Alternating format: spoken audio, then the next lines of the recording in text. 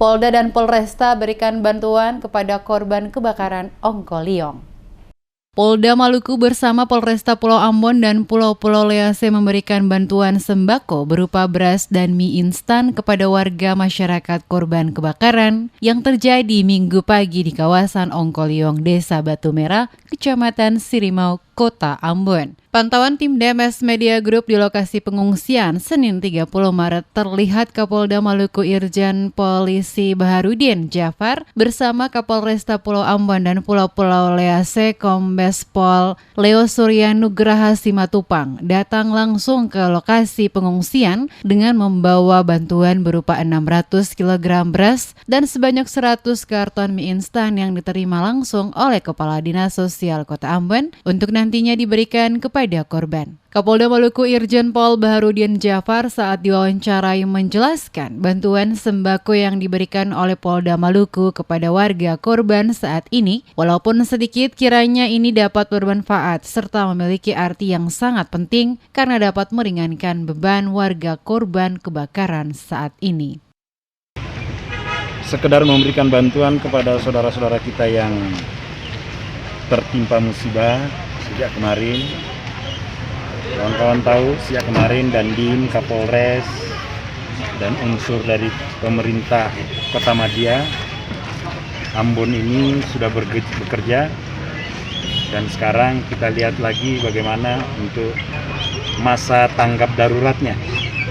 Karena masa tanggap darurat ini penting sekali, maka kita hadirkan juga Dinas Kesehatan yang bekerja sama untuk melayani masyarakat. Itu. Kemudian kita akan tahu sama-sama sekarang kita ada operasi Aman Nusa yang tentu tidak terlalu banyak berhimpun. Makanya di dalamnya itu dibatasi, tidak boleh lebih dari 10 orang.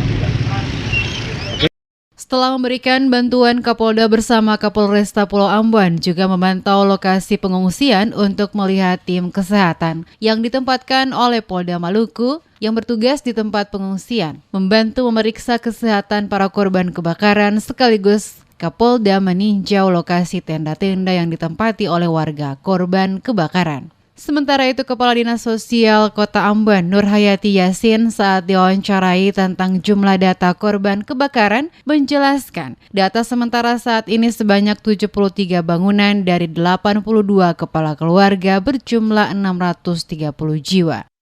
Korban yang data terakhir data sementara itu 73 bangunan, 82 kakak, 630 jiwa.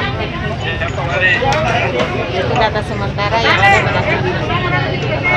Jadi kami dari Dinas Sosial sudah berkoordinasi dengan Badan Bencana dan sebagainya, OPD terkait, itu kami sudah membangun jumlah tenda sebanyak 3 tenda 22 tambah 1 yang posko ini.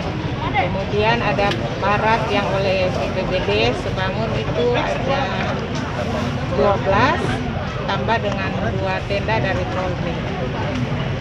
Jadi itu keluarga-keluarga yang korban kami sudah hidup di dalam tenda, dan kami dari Dinas Sosial memberikan tanggap darurat selama 3 hari. Ini kita memberikan makanan siap saji.